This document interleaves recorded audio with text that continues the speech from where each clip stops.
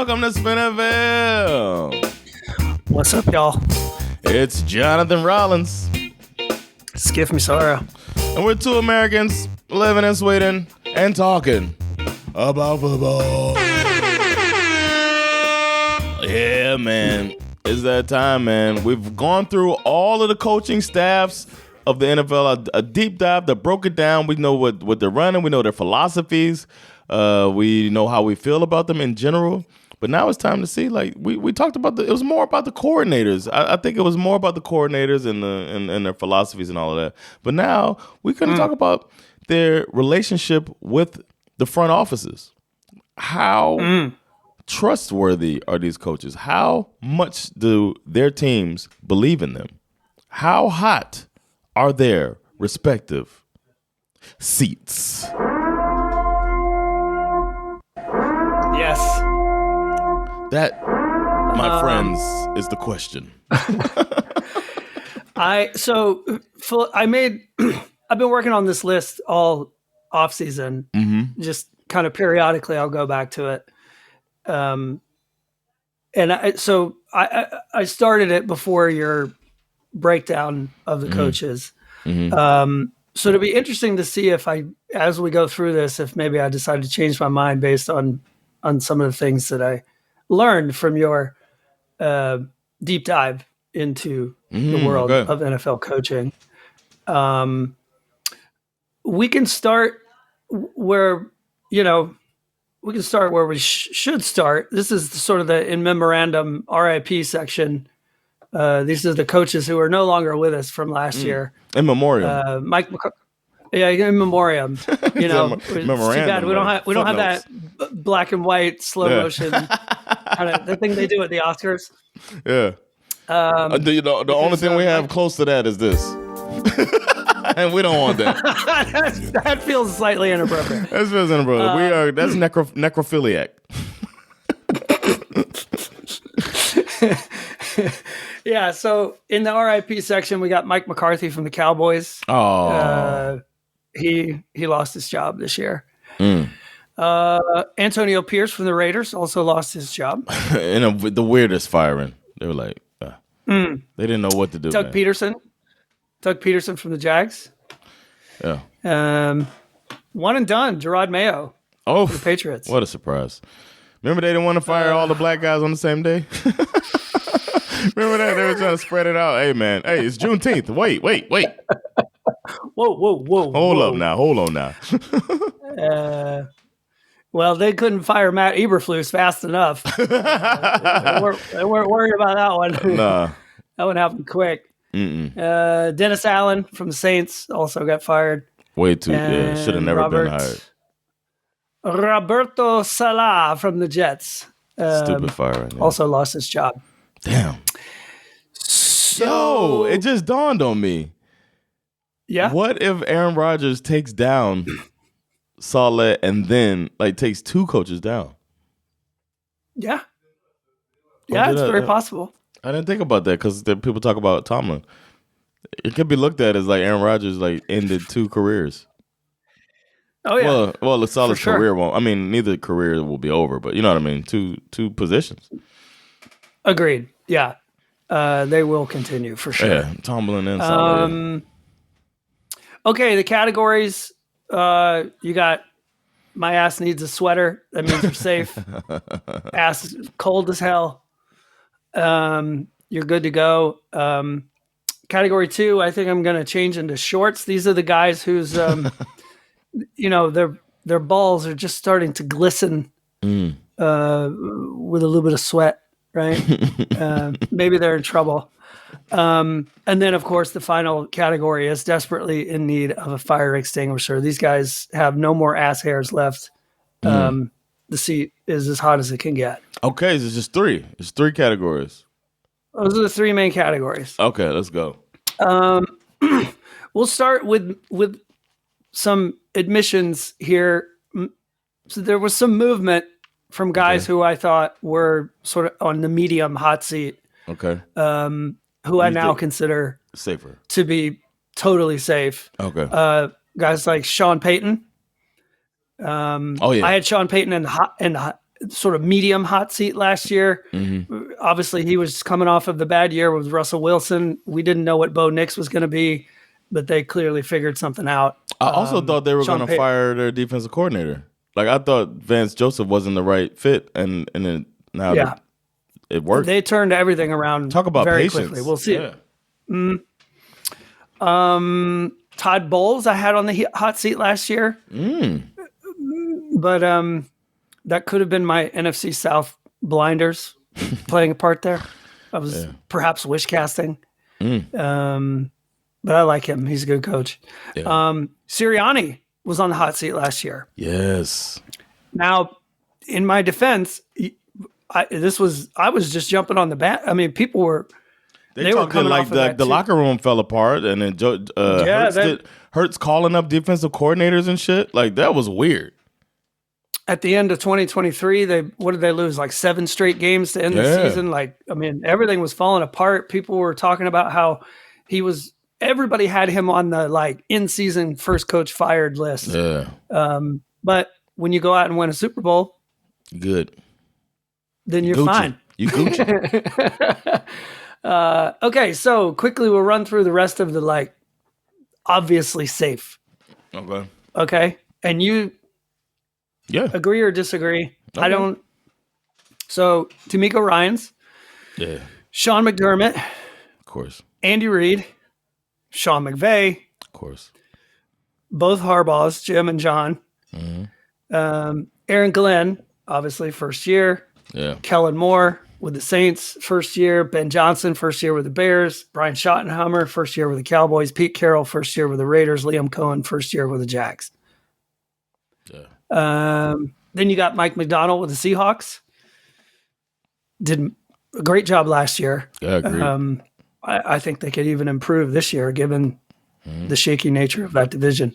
Dan Quinn, who with the Commanders, nobody saw the Commanders coming last year. No. Even when fall off a cliff. He's safe as hell. Yeah. Matt LaFleur, obviously. Of course. Safe.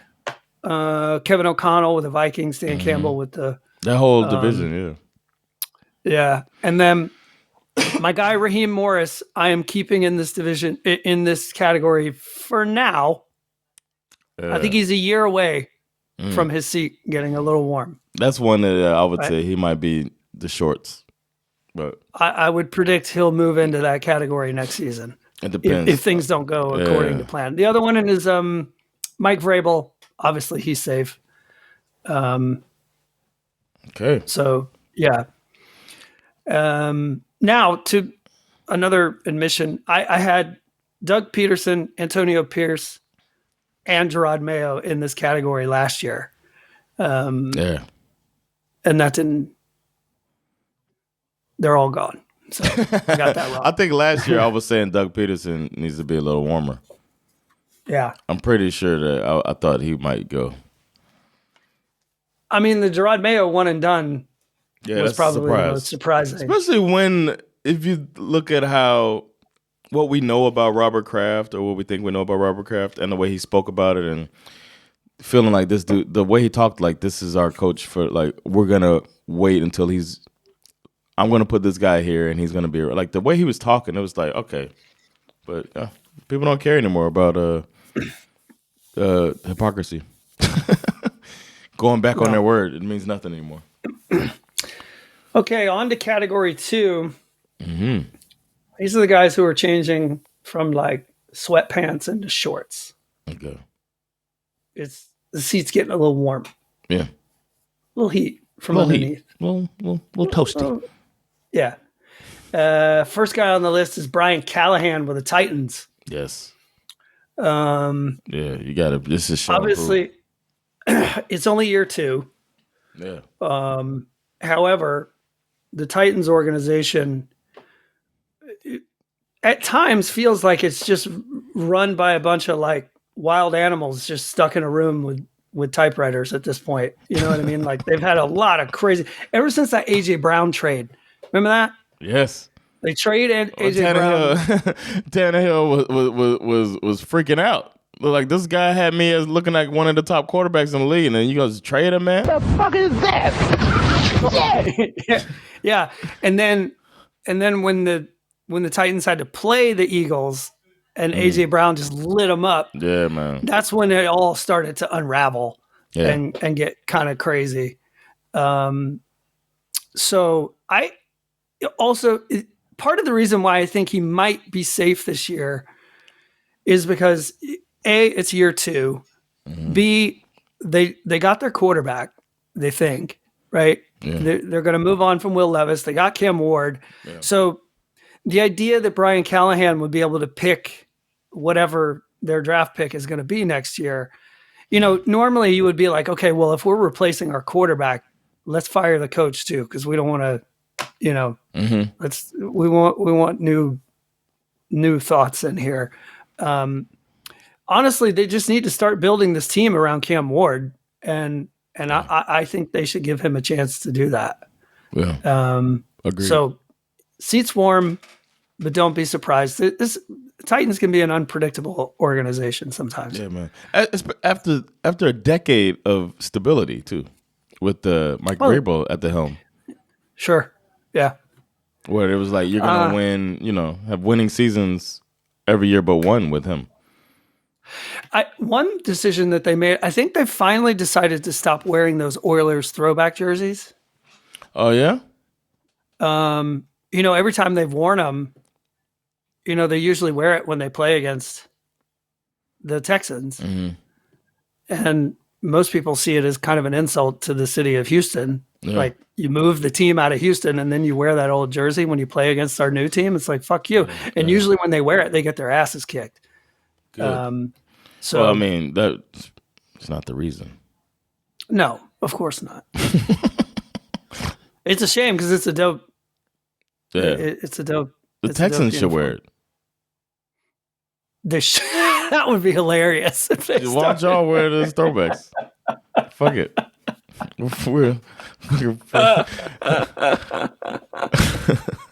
That would be so funny. It's like, why not? What, you got a copyright on colors, motherfucker? Or just wear, they have just wear your thing, but do it with Oilers colors. That would be dope. Okay, next up on the list is where we're probably going to fight a little bit.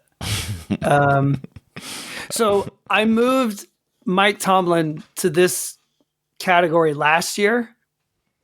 Okay. Now, again, like I said last year, I don't think he belongs here. This is not where I would put him, but I think this might be where he's at, given what's going on with Steelers Nation at the moment. I'm deeply afraid that Aaron Rodgers is going to do to the Steelers what he did to the Jets. That's when you have to realize, like, Mike. I think if any coach is equipped and capable of handling a situation like this, it's Mike Tomlin. There's a few coaches out there like that. Yes, and we've spoken about this before. I also believe that the ownership of this team, they're all in on this guy. Yeah, they're smart enough to not sort of ignore the noise. Fucking fans, yeah. This is not the organization that's like, oh no, I don't want them to be mad at me. However, every story has an ending. Yeah. And it could be one of those things where they're like, well, maybe it's time. Yeah. So that's the only reason I'm putting him here. Okay. I hope he's safe, because even though I wrote down the NFL without Mike Tomlin is not something I want to see, but we're not going to have to live without Mike Tomlin. Nah, not for a few years. Yeah. The other person I'm keeping in this category that was in here last year is head coach of the Panthers, Dave Canales. Yeah. Mostly I'm keeping him there just because of David Tepper, the owner. He's like, oh yeah, I got a football team. Let me go fire somebody. I also think that Canales deserves at least another year before he winds up on any kind of a hot seat list. But you just never can tell with David Tepper. You just can't tell. Yeah. Kyle Shanahan, probably not going to get fired. Yeah. But at some point, this man is going to. At some point, this guy is going to run out of people to blame. Yeah. Everyone is predicting a huge turnaround for them. Yep. And if that doesn't happen, looking bad. Yeah. I mean, this is if they finish like they did. What did they win? Like 6 games last year. 6 games. If this massive resurgence that everyone is predicting doesn't happen, it's going to get loud. Especially if the defense is good too. Mm-hmm. Yeah. That's a good one. Yeah. That's it for that part of the list. Now we can go on to the hottest, desperately in need of a fire extinguisher. Okay, first of all, the things that I got right from 2024. Okay. Mike McCarthy, Dennis Allen, Robert Saleh. Oof. Yeah, because I didn't think Robert Saleh. Wasn't I saying like, nah, Robert Saleh? And you were right. Who did you put in there that were wrong last year? The 2 that I got wrong were Todd Bowles and Nick Sirianni. And the only one that I feel like was truly dumb on my part was Todd Bowles, because like we said, everybody was talking about Sirianni possibly getting fired. Yeah. So it's a pretty good track record. Yeah. As far as the hot seat part is concerned. Okay. So for this year's hot seat, Jonathan Gannon. What? Cardinals. I got to disagree with that. I'll tell you why. It's year 3. Mm-hmm. You know what? We'll just talk about these guys together. Jonathan Gannon and Shane Steichen, both of them. Right? They're both into their 3rd year. Mm-hmm. Gannon with the Cardinals, Steichen with the Colts. Okay. Year 3, if you haven't turned this thing around and made it into the playoffs, this is usually when your seat starts getting really hot. Yeah. That's true. The other thing that is a little embarrassing is that they both, they were the coordinators for the Eagles when they lost. And since then, the Eagles have gone on to win a Super Bowl without you. Doesn't look good. That's interesting. But why would you why Jonathan Gannon? What caused that reaction? Because they overperformed last year. Nobody thought they were going to be as good as they were last year. So they've been progressing upwards. I feel like he's one that was pretty safe. Well, seems to be fair, people bought into his whole thing. He's got that Nick Sirianni coach speak thing that he does. It's working. To be fair, that division greatly underperformed last year. But he didn't in that division. No, but I'm saying things kind of evened out because the 49ers lost a shit ton of games. The 2 teams at the top of the division, the Rams and the Seahawks, they only won 10 games last year. Mm-hmm. That's true. So, and then the Colts, of course. There's also the situation with the Colts now that Jim Irsay is. I don't disagree about the Colts. It's just Jonathan Gannon. It was the Jonathan Gannon thing is what surprised me. I thought the Cardinals did, but yeah, you could be right, but yeah. This one breaks my heart a little bit, but you knew this was coming. Mike McDaniel with the Dolphins. Yeah. Might be on one of the hottest seats. Obviously, I love his personality. You could really see how from one year to the next, like he went from like everybody's favorite weird, quirky guy to like, hey, when you going to fucking put this thing together? Even though he has put it together before. He has. 2023 was crazy offense. The Dolphins took a step back last year. A lot of it had to do with injuries, of course. Yeah. One of the most injured teams in the league, yeah. But that shit don't matter, man. I think that's what exposed them. But then again, like the thing that's missed, and people don't care. So I get it. I agree with you that he should be on that seat. But the fact that he lost both quarterbacks and had to have a third string quarterback is like he brought Snoop off the street to play, to start and learn this complex playbook. Tua got hurt on a Thursday. No, but I guess then the next game was 10 days away or whatever. But there's also kind of a narrative out there, and I don't know if this is true or not, because these are the kind of things that you can never really trust.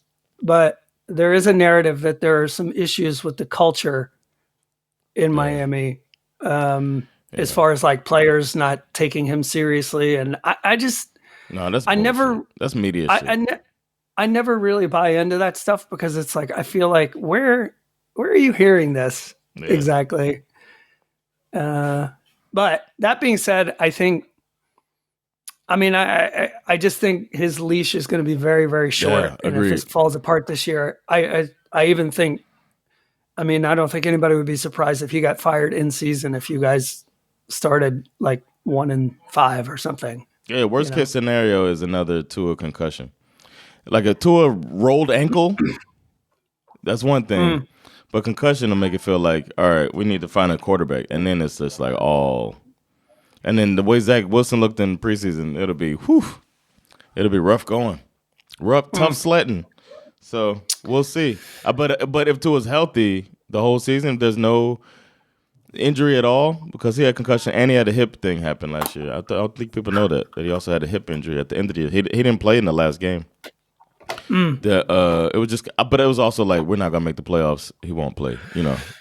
I think if he has an injury-free season, I don't see how the Dolphins don't have a really good offense, and it's just not.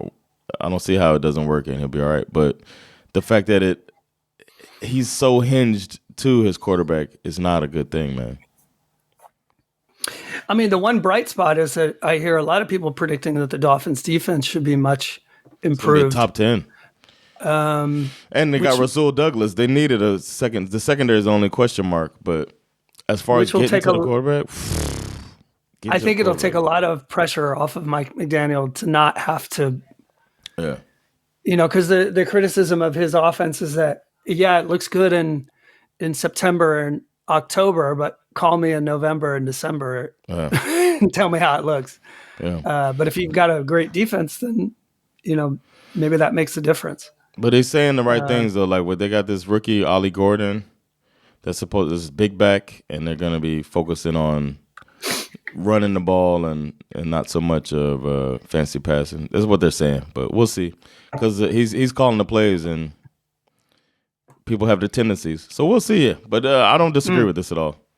I can see the bright side, what it could be, where it's like there's no issue at all, and then I can also see where he's just an injury away, a certain injury, like a concussion away from, all right, we need a Mike Tomlin type, or not even Sean McDermott, because he's kind of tied to Josh Allen, but Kevin O'Connell type coach, where like it fucking doesn't matter, this guy or Sean McVay, you know what I mean?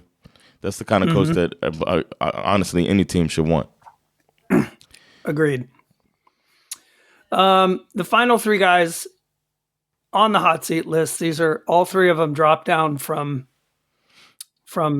the shorts category to the fire extinguisher category. I'm going to start with another guy, again, very much like the Mike Tomlin situation. This is not where I feel like he belongs, but I'm going to put Kevin Stefanski on the hot seat. Oh, yeah. Damn. This really has more to do with the Browns as an organization and the situation that they've put him in. Yeah. Just as a reminder, the quarterback room as of today is Joe Flacco, Dylan Gabriel, Shedeur Sanders. Right?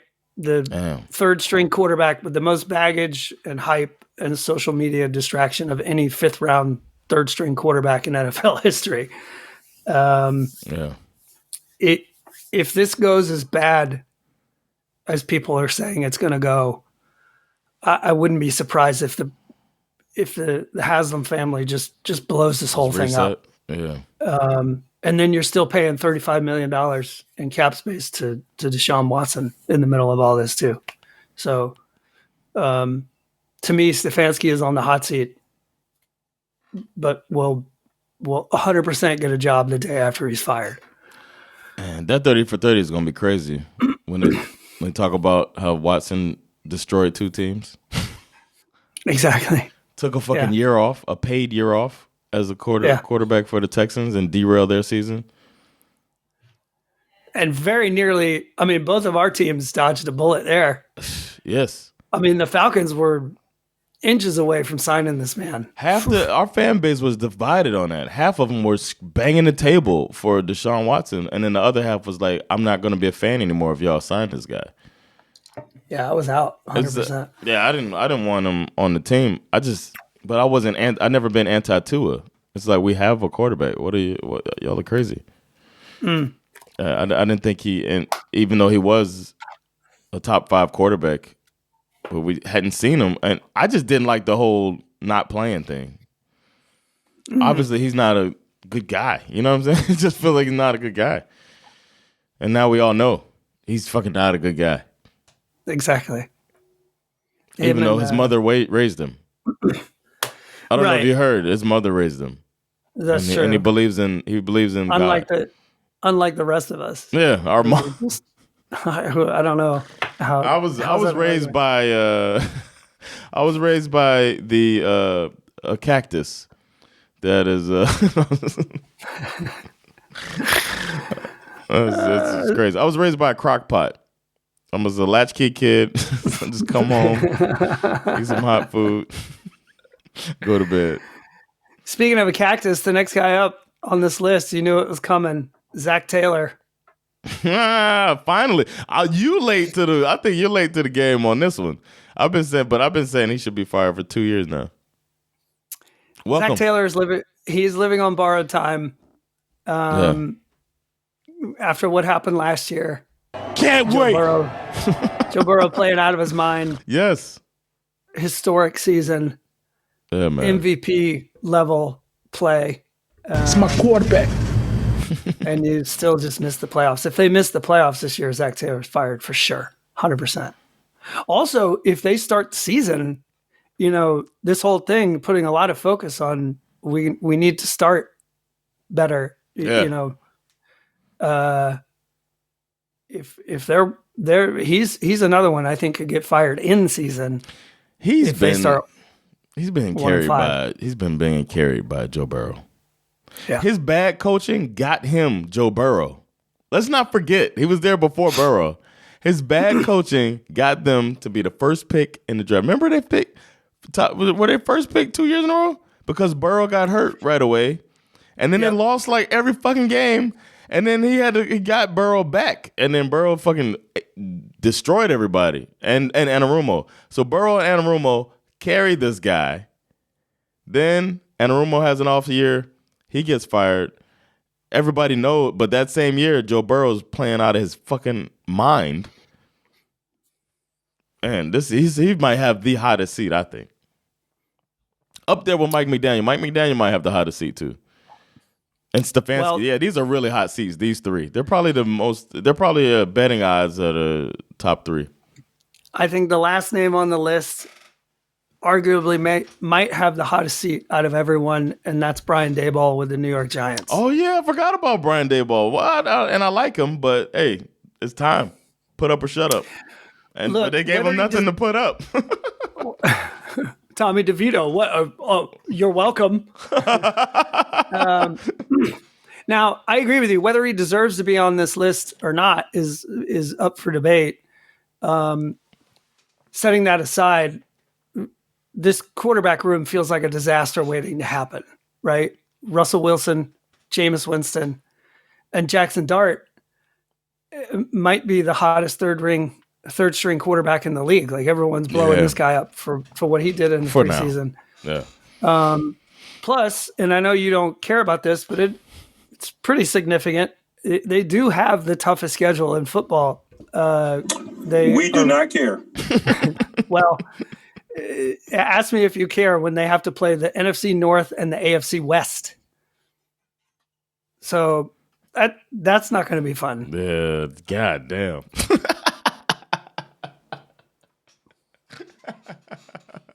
I mean, you got to play the NFC North, which could easily put 3 teams into the playoffs. And they got a 4th place, thankfully. So that means whatever AFC, they'll be playing the worst one. What's their off game? They're 17. They added I'm not sure. cross-conference game. That's going to be interesting because it might be one of these teams that bounce back.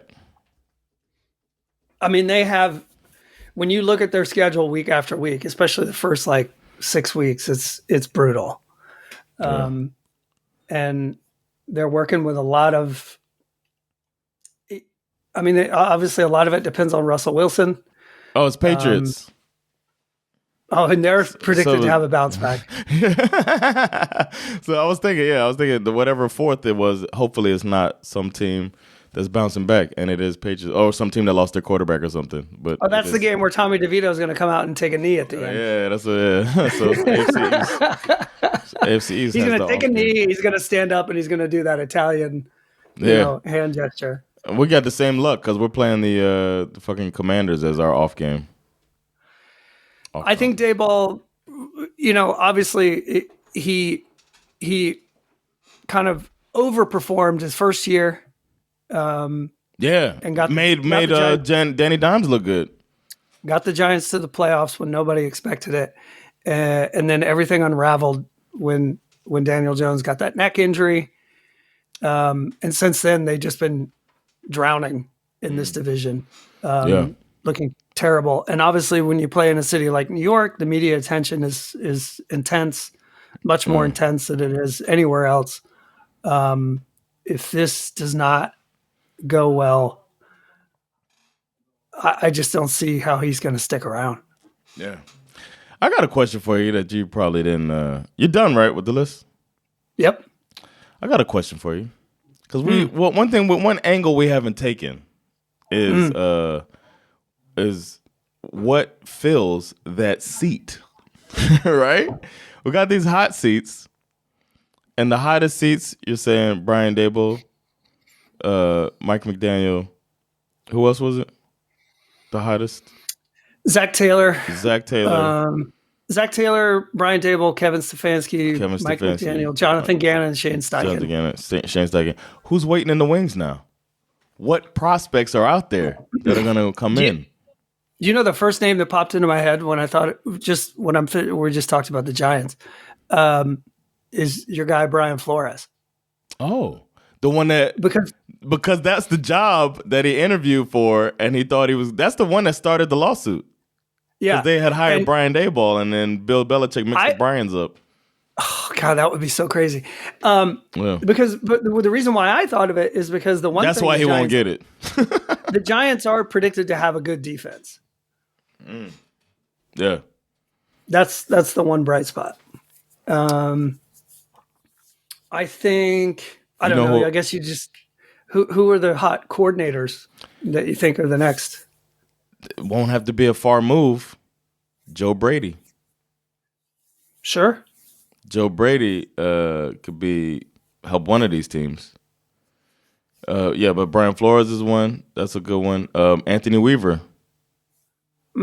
Is considered, but that's another defensive minded coach. Jim Bob Cooter. I'm gonna coach in the South, somewhere that was Confederate. You know what? You didn't mention Jim Bob Cooter. Jim Bob Cooter is the next coach of the New York Giants. Taking on the New York media. You know what? Did you mention Kellen Moore? Was he one of those safe because his first year? Yeah. Because I was just thinking how Jim Bob Cooter could be in New Orleans. Like he seemed like Jim Bob Cooter.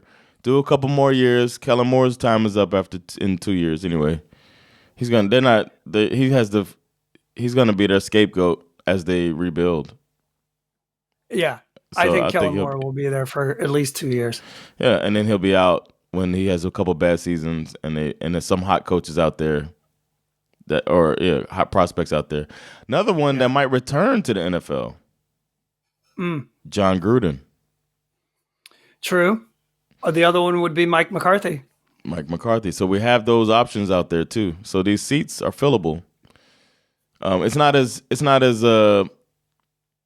like the situation isn't as fruitful as it was a few years ago when Bill Belichick was out there and John Harbaugh was talking about coming back. I mean, Jim Harbaugh and who else was out there? Mike Vrabel. Remember how juicy the whole field was? It's not like that. So we'll see. Robert Saleh, New York Giants. I think he should take a little come with the Giants. I think Cincinnati would be a very like Joe Brady in Cincinnati. That could be good. Pairing him with Joe Burrow when we see the jump that Josh Allen, who was already elite, has made since then. Imagine the jump of Joe Burrow. Totally. So I think Cincinnati could be looking at Joe Brady, man. It's good. Yeah. Fun stuff, man. I Thanks like for breaking that down, man. We got some more fun stuff for y'all planned too, man. Our fantasy draft is coming up soon. On Sunday. It's gonna be a nice time here. We're gonna do our live broadcast. Another cool thing is that whole thing we're gonna be doing it on Patreon. I forgot to say that. They added a function on Patreon. We don't need to do this YouTube loop stuff that we've been doing. We just go on Patreon and hit fucking live, and we go and we do the draft just like that. Nice. I just got to find a way to integrate it with our thing here. We'll talk about that off mic, but yeah. Whew. So our Patreon draft is going to be right here live. Yeah, and then next week we're going to do our awards predictions, division winner predictions. We're obviously going to do our division bet. And finally, our last episode of the week, we're going to be doing week 1 predictions, y'all. Is this time? Flip them and motherfucking pick them, just like how we do, baby. I'm gonna put a quarter in the studio. I'm gonna bring a quarter. And what you got right there? Oh, is that your Kermit? That's a hard on. Jeez Louise. Man. Screwdriver. Oh, I love your nature. I gotta say that to Sandra next time we're getting it on. I love your nature. That's such a great pickup line. Thank y'all so much for checking this episode out. You learned about the coaches, man. Whose hot seat is hot, huh? Whose isn't? Let us know what you think about it. I don't know. But it's time for us to wrap it up. We'll be back. Football's almost back. I'm going nuts over here. As you probably know already, or don't know, you need to know, I'm Jonathan Rollins. And I'm Schif from Sarah. And with SveNFL. Peace. Later, y'all.